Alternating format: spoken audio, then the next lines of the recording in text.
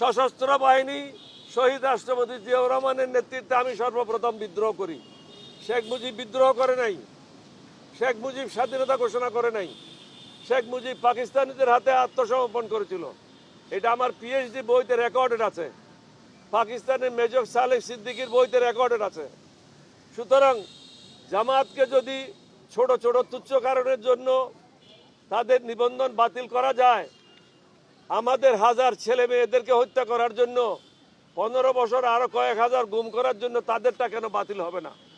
এটা বাতিল করা অত্যন্ত প্রয়োজন, কারণ না হলে আগামীতেও স্বৈরাচারের জন্ম বাংলাদেশে হবে।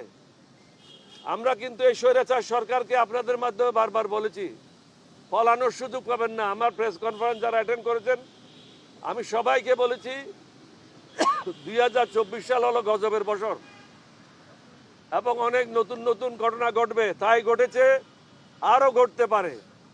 আমি সাবধান করে দিয়েছি। তত্ত্বাবধায়ক সরকার, অন্তর্বর্তীকালীন সরকারের প্রধানকেও বলেছি, আপনি এখনো বিপদমুক্ত নন। এখনো যারা ষড়যন্ত্রকারী তারা ষড়যন্ত্র করে যাচ্ছে।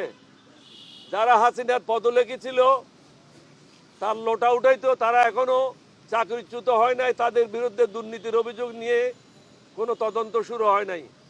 একজন লোককে শুধু এক জায়গা থেকে অন্য জায়গায় পদ বদলি করলে সমস্যার সমাধান হবে না।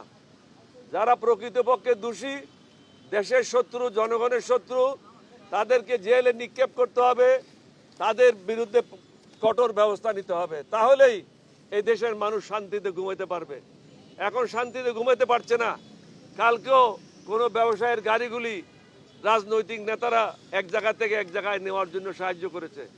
শুধু আমি পত্রিকাতে বললাম, প্রেস রিলিজ দিলাম, এটা যথেষ্ট নয়। তাদেরকে ধরে দিতে হবে, পুলিশের কাছে হস্তান্তর করতে হবে। নাগরিক হিসাবে আমাদেরও কিছু দায়িত্ব রয়েছে। আমরা শুধু রাজনীতি করব, সুন্দর সুন্দর বক্তব্য রাখবো, মন্ত্রী হব, এমপি হব, এটা না। মনুষ্যত্ব আমরা হারিয়ে ফেলেছি, মনুষ্যত্ব ফিরে নিয়ে আসতে হবে। মনুষ্যত্ব যতদিন পর্যন্ত ফিরে না আসে, বাংলাদেশে কখনো শান্তি হবে না।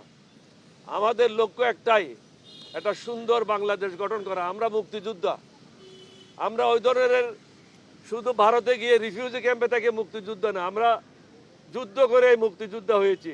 সুতরাং এই দেশের জন্য আমাদের থেকে বেশি প্রেম কারো থাকতে পারে না, এই দেশের মানুষের জন্য আমাদের থেকে বেশি প্রেম কারো থাকতে পারে না। অবশ্যই কঠোর হস্তে দমন করতে হবে এবং আমরা বলেছি আমাদের পক্ষ থেকে পূর্ণ সাহায্য সহযোগিতা থাকবে।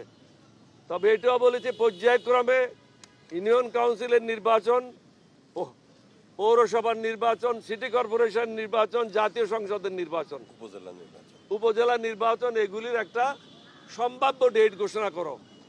সম্ভাব্য ডেট ঘোষণা করলে প্রত্যেকটা রাজনৈতিক দল তার নিজ নিজ দল নিয়ে, সংগঠন নিয়ে নির্বাচনের জন্য প্রস্তুত গ্রহণ করতে পারবে। হঠাৎ করে আপনি যদি এখান থেকে অ্যানাউন্স করেন তাহলে অসুবিধা হবে।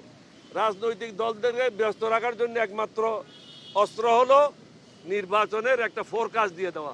এটা 6 মাস পরেও হইতে পারে, 9 মাস পরেও হইতে পারে, কিন্তু নির্বাচন তো হইতে হবে যত তাড়াতাড়ি সম্ভব।